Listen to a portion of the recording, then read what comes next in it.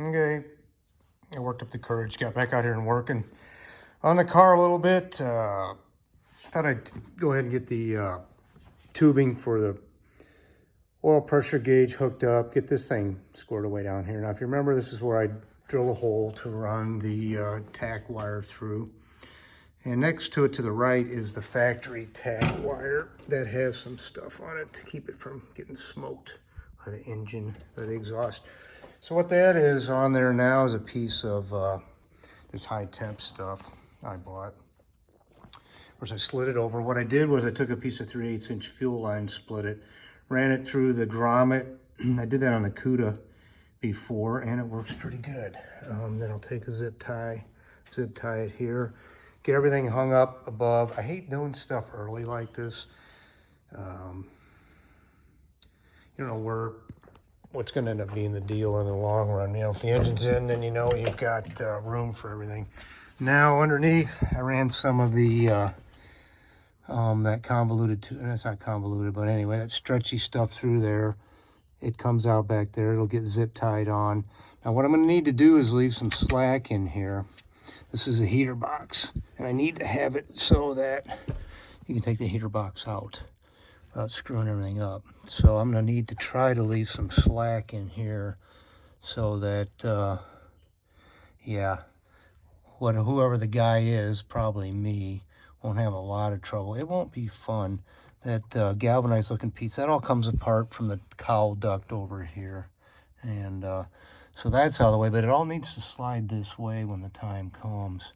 So yeah, that's what's going on. Okay, there she is, all nice and tidy again. That's clean. I clip out that deal down there, but comes on up to here. That'd be good enough to keep things nice and cool. I suspect I'll put once I get all my slack figured out up here, I'll stick tie wrap on there. Something else I had to do, I'm using a Pertronics distributor. It's kind of an in-between electronic ignition.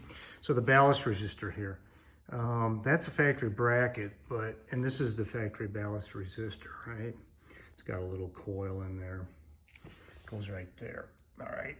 So what you have to do with this particular setup is you have to take a resistor and gut it out and then solder in a 10 gauge wire like this one. This was for the Duster, Ryan's car. I don't know what I ended up, well, I still have this, but I do.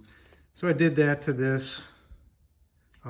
Put the factory bracket on because there's a little nub right there for it, where the aftermarket one doesn't have one, even though it's nice and pretty and shiny. So we did that. Another thing I found out, the CUDA, she's got a bad MSD box, so it's off, getting worked on. Stabbed in another distributor from a buddy, and she ran fine, so sent that off. So next, I've got some video, a little bit of video coming up. Went to the machinist a week ago, about 10 days ago. See what's going on. You're going to see what's going on here. I'll show you. So he had, he came up with COVID. That was a Friday. By Monday, he was closed. So anyway, I have no symptoms yet. My son had it pretty bad. His girlfriend, it's not so much. You know, he had the fever and whatnot, lost his senses, but she just lost a sense for a little while, and that was it. So this is the factory head off of Louise. She's a 5/16 casting. All right. Pretty much a lump. The this casting has what we call a closed chamber, and this is not a tutorial. This is explaining what I'm doing. So the closed chamber makes a nice swirl for the gases, right? Even though these are tiny valves, like this is a 160 exhaust and I think it's a 202 valve. All right.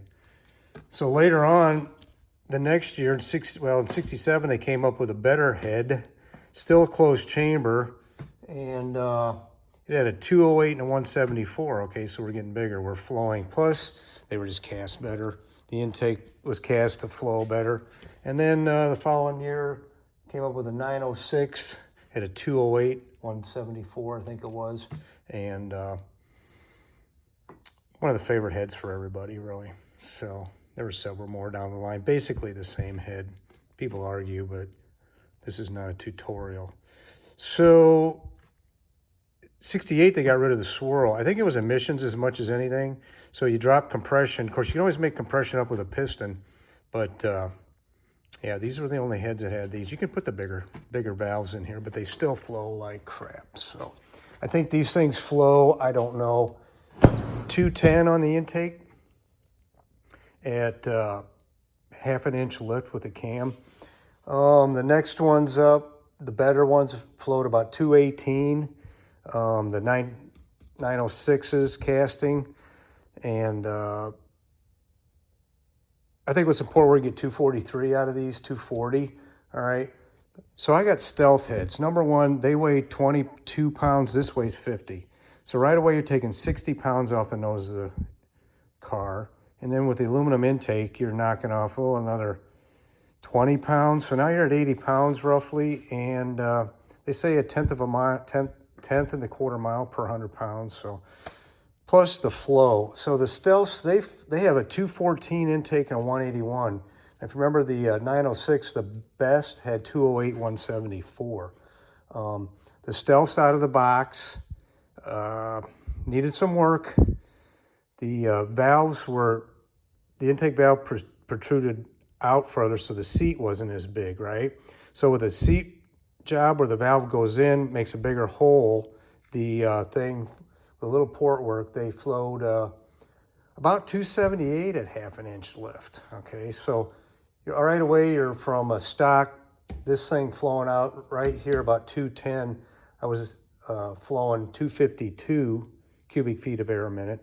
And then with the little bit of bowl work the guy did, and not bowl work, but the valve job took her up to 280. So that's 70 CFM per minute. That's huge. So these are small block rockers right here. Both of these. You'll see in the video I'm talking to Joe. I didn't think that we could fit aftermarket rockers underneath the valve covers. These are the stamped steel rockers. I think these are actually Magnum rockers off of a Magnum Dodge. So they, see, they're loose, floppy. They work good. 6-pack motors, the Hemi I think had some cast rockers, better ones, but every performance engine out there had these. Work good, last a long time. 1.5 rocker, so it pushes it down. And guys, I don't know what it does is it pushes the valve in so far. Well, what I'm talking to Joe about is getting a 1.6 rocker and fitting the aftermarket roller rockers on the satellite engine. So that will take my cam, which is a fairly mild cam. It's like a 44 lift at advertised. I forget what it is at 50. I'll have the card up here for you to see.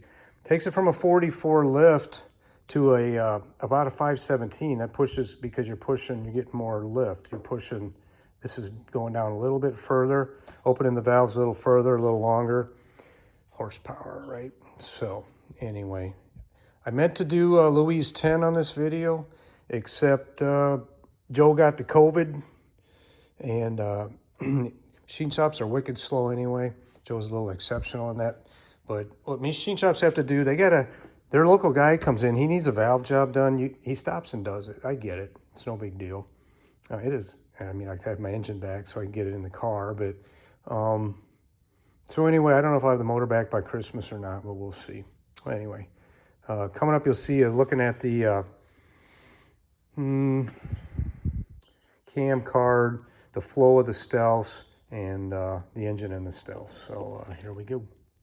From like a 485 to a 517 lift on if you go to a 1.6 set of rockers, which would be, I mean, the heads it'll handle it no problem. From a 485 to a 517? Yeah, from a factory 1.5 to, and even then, a lot of times the factory rockers don't even hit a true 1.5 a lot of times. Yeah.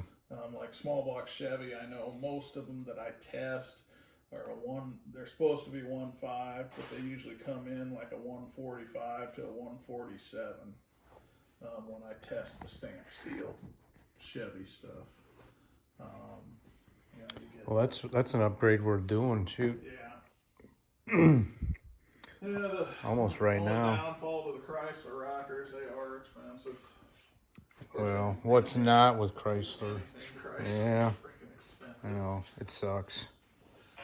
But, Well, there she is. So 30 over, obviously. I do 40 over, I believe. Yeah, 40 over. Yeah, 40. What kind of gap you gonna have on the rings? It will be a 28 top, 24 second on that. I see. And that's because of the Keith Black piston. You have to have the big top gap. I Because see.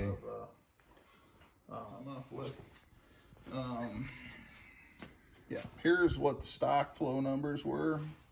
And then here's what after I did the valve job and touched up. So, but basically like 700, 261, they're 285 now. Yeah. And well, even 600 went 259, 285. Yeah. So, Well, they claim. they claim Hughes, 290. yeah, that's. Well, Hughes claims he can do about 320. No, yeah. If I would you go really in go and nuts. do a full port job, I would say, yeah, 300 is very easily hit. Yeah. Because if you look down the intake runner, there's a big chunk of, they're not the greatest castings. They're smooth finish and everything, which is, they're using a higher grade casting sand, but the base mold and stuff like that was never very well developed and stuff like that. So that's usually They got what to you a see. point and left it.